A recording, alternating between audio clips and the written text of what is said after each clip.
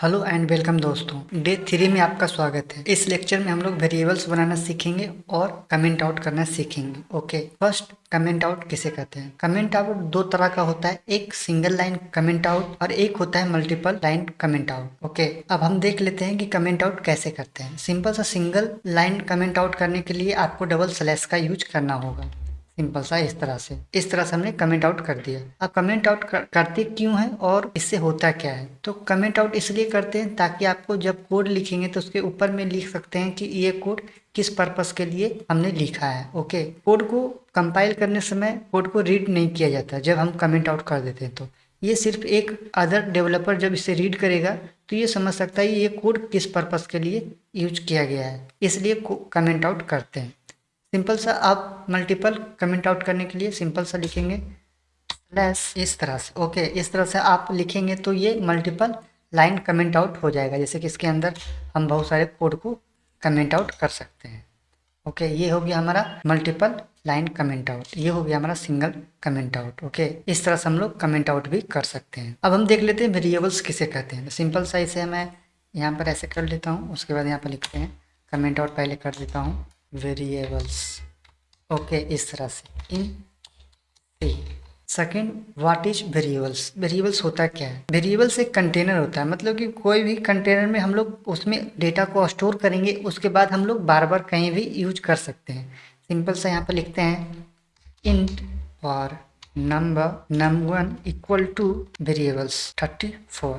इस तरह से हमने वेरिएबल्स को क्रिएट किया। ये हमारा वेरिएबल्स टाइप है, क्योंकि जो भी वेरिएबल्स हम लोग ऐड करेंगे उसके पहले बता देंगे कि हमने वेरिएबल्स इस टाइप का वेरिएबल्स हम लोग स्टोर करने वाले हैं। देखिए सिंपल सा इसमें लिखेंगे int num2 equal to 23। Okay, इस तरह से हमने कर दिया है। ये हो गया हमारा वेरिएबल्स, जो कि ये हमारा नेम है, वेरिएबल्स का नेम, और इसी में डेटा को स्टोर किया गया है। जो 23 है इसमें स्टोर किया गया है। ओके, डेटा टाइप्स जब देखेंगे तो आपको बताएंगे कि किस तरह से आप डेटा टाइप्स में भी इस तरह का स्टोर कर सकते हैं। जैसे कि यहाँ पर लिखता हूँ मैं प्लॉट इस तरह से, और इसके अंदर लिखते हैं डेसिमल। ओके, इस तरह से 0, इस तरह से भी लिखेंगे तो ये इस तरह से हम लोग वेरिएबल्स को क्रिएट कर। आप ये जो हमारा फ्लॉट है या इंट है, ये हमारा डेटा टाइप्स है। मतलब कि डेटा टाइप्स को जब हम वेरिएबल्स में स्टोर करवाएंगे तो हम बताएंगे कि कौन सा डेटा को स्टोर हम करवा रहे हैं। तो नंबर जब रहेगा तो इंट का यूज करते हैं, और डेसिमल जब रहता है तो हमें फ्लोट का यूज करते हैं। उसी तरह से जब बुलियन में रहेगा तो ट्रू एंड फॉल्स, तो वो आप बुलियंस पहले लिखेंगे, वो डेटा टाइप्स में हम लोग देखेंगे। सिंपल सा ये है।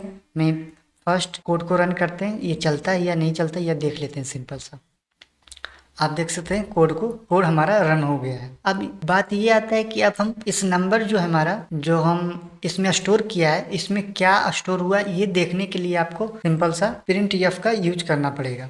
जैसे कि मैं लिखता हूँ प्रिंट एफ, और इसी के अंदर सिंपल सा फॉर्मेटिंग करना पड़ेगा आपको।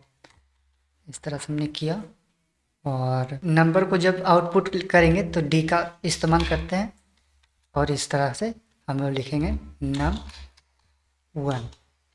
Okay, semicolon. अब कोड को जब रन करेंगे तो आप देखेंगे कि हमारा जो num1 में जो स्टोर हुआ है वो आउटपुट हमें शो करेगा। इस तरह से आप देख सकते हैं ये हमारा 34 आ रहा है। मतलब पहले इसे बैकस्लैश n डाल देते हैं ताकि हमें ये डाउन में आ जाए। इसमें भी इसी तरह से लिखेंगे बैकस्लैश n। ओके, सिंपल सा मैंने सेव किया और इसे रन करते हैं। आप देख सकते हैं हमारा नीचे में प्रिंट आ रहा है। सिंपल सा इसी तरह से लिखेंगे। सेकेंड को भी हम इसी तरह से लिख सकते हैं, और सिंपल सा लिखेंगे और डी, और इसी को फिर यहाँ पर प्रिंट कर देंगे num2। ओके, सेमीकोलन लास्ट में लगाना इम्पोर्टेंट है। उसी तरह से फिर लिखेंगे प्रिंट, और इसमें ऐड करेंगे दूसरा। इसमें क्या होता है ऐड, फ्लोट में ऐड करते हैं हम लोग एफ, और इसी के बैकस्लैश n, और इसी में हम लोग ऐड करेंगे डेसिमल नम और सेमीकोलन। इस तरह से हम लोग फॉर्मेटिंग भी कर सकते हैं। सिंपल सा अदर लैंग्वेज जैसा इसमें नहीं होता, इसमें आपको फॉर्मेटिंग करना पड़ता है। तो आप देख सकते हैं यहाँ पर हमने लिखा था, यहाँ से भी \n डाल देते हैं ताकि नेक्स्ट लाइन में ये प्रिंट हो। ओके, इस तरह से हम लोग करते हैं। जैसे कि मैंने डी डाला था %d, तो हम इंट नंबर जो डेटा टाइप से उसके लिए, और जब डेसिमल यूज किया तो f का यूज हम लोग कर रहे हैं। सिंबल से रन करते हैं तो आप देखेंगे सब प्रिंट आ जाएगा। एरर आ रहा है, आप देख सकते हैं यहाँ पर हमारा आउटपुट इस तरह से आ रहा है। जब हम डेटा टाइप्स को देखेंगे तो आपको डिटेल से एक्सप्लेन कर देंगे। ओके, अब हम देख लेते हैं वेरिएबल्स को, वेरिएबल्स नेमिंग किसे कहते हैं। तो यहाँ पर सिंपल से मैं कमेंट आउट कर देता हूँ और लिखते हैं वेरिएबल्स नेमिंग। ओके, तो वेरिएबल्स नेमिंग वेरिएबल्स को लिखने का तरीका है। तो वेरिएबल्स को लिखने का तरीका ये है कि आप जैसे कि लिखते हैं फर्स्ट नेम, तो फर्स्ट नेम जो लिखा हुआ है, फर्स्ट लेटर जो है हमारा वो है स्मॉल लेटर में, मगर जब सेकेंड इसमें ऐड करेंगे तो आप इस तरह से लिख सकते हैं फर्स्ट नेम। तो आप n का जो नेम है उसे कैपिटल में लिख सकते हैं। इस तरह से आप लिखेंगे तो आपको, इसे हम कहते हैं कैमल केस, मतलब कि आपको ये बता रहे हैं कि इसमें दो तरह का नेम ऐड किया गया, फर्स्ट उसके बाद सेकेंड नेम, ताकि रीड करने में आसान हो। ओके, इस तरह के हम जब लिखेंगे तो आप देख सकते हैं यहाँ पर दो टाइप का समझ में आ रहा है। मगर जब हम सिर्फ n लिख देते हैं तो इसे पढ़ना थोड़ा आसान नहीं होता, इसलिए हम लोग नेमिंग जब लिखेंगे तो कैमल केस में लिखेंगे, सेकेंड लेटर को कैपिटल लेटर में लिखेंगे। ओके, इस तरह से एक हो गया। फिर हम सेकेंड आते हैं, सेकेंड में आपको इस तरह से लिखना होगा, जैसे कि मैंने लिखा था num1, तो आप इस तरह से भी लिख सकते हैं, num2 लिख सकते हैं, इस तरह से भी आप लिख सकते हैं। ओके, मगर फर्स्ट लेटर आप नंबर में नहीं लिखेंगे। इस तरह से हम लोग वेरिएबल्स नेमिंग को भी इस तरह से हम यूज करते हैं। ओके, अगले लेक्चर में हम लोग डेटा टाइप्स देखेंगे, उसके बाद आपको और भी डिटेल से मैं एक्सप्लेन करूँगा। ओके, इस लेक्चर में इतना ही। Okay, see you next lecture.